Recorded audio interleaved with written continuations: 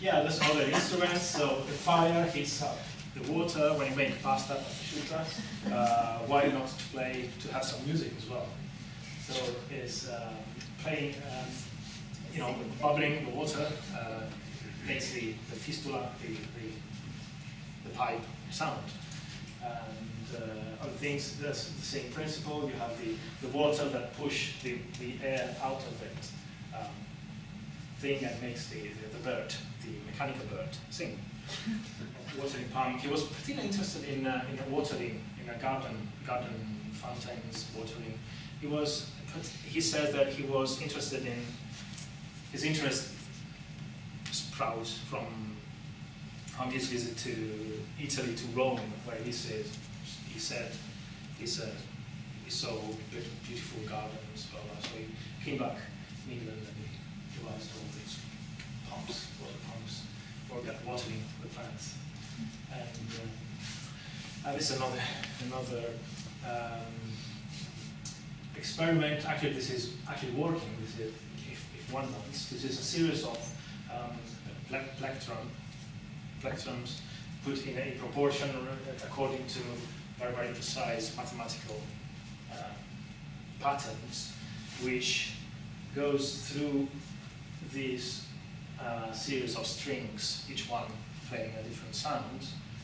This is C, D, F, G, blah, blah, blah, blah. And so going through this, thanks to this, to the motion, to this hidden machine, which makes the plectrum going up and down.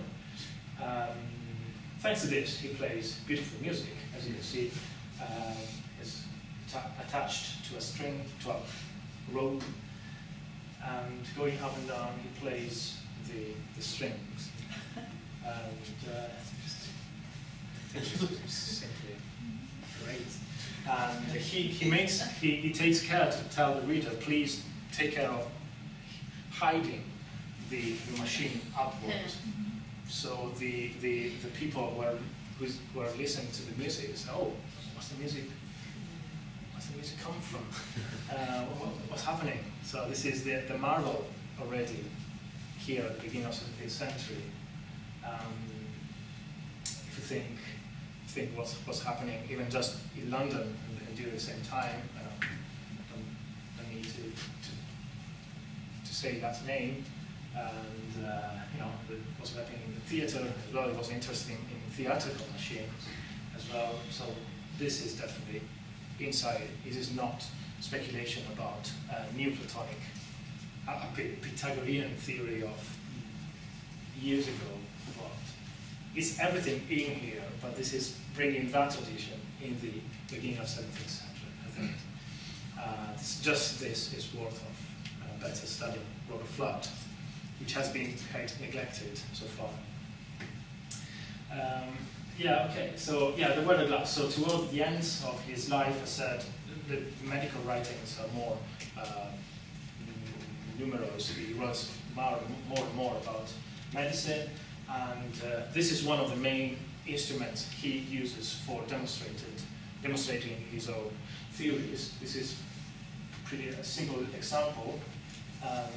This is not strange or silly at all. It's just a vessel full of air on the right-hand side. That's just air connected to a pipe to this other vessel full of water.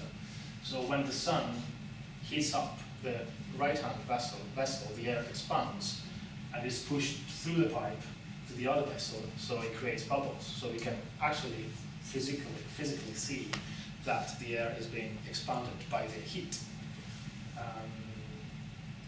And he uses this instrument to demonstrate that Aristotle was wrong, because Aristotle said that heat attracts, and he's demonstrated on the other hand that it's not true. That's the opposite. Heat expands the air. And he was particularly, he was not very fond of Aristotelian theories as you go through. And this is the polite, not polite, the nice version of that previous instrument, and he arrives to this at the end of his life. And this is the same process, the same thing we see. We have two vessels, one one part full of air, one part full of water, but it's kind of more nicer to see, which is nothing more, nothing less than the weather glass and barometer, if we want. This is very interesting because there was, beginning of 17th century, there was exactly the time when this instrument was began to be used extensively. Actually, Francis Bacon was writing about this very instrument in the very same years, but he, of course, he was not very friend with Francis Bacon, and but he said that he found this instrument in a 500 years old manuscript somewhere, and yeah, so the weather glass. So this is definitely an instrument which was new at that time, or scientific, at least scientifically new, and he began to use it both in medicine, for example, to test the temperature of someone ill. Just put your hand on the top, and according to the heat of your hand, the air expanding pushes down the water, so I can measure the temperature. And this is an actual application to day-to-day life. He applies this weather glass to any spectrum. This is, for example, the analysis of urine. He was a doctor, so nothing wrong with that. But he uses this instrument. This instrument, you remember the monochord, but this instrument, in my opinion, becomes more and more to be part of Fludd's philosophy and kind of replaces the monochord. This is very interesting. But as you can see, it's very similar to the monochord. Actually, he records a string, and he's divided into a precise pattern of numbers. At the very the very middle of it, we have the most perfect proportion. We have the number one, and we have the most balanced point, all the colors of the urine, and that's where my dissertation, so to speak, ends.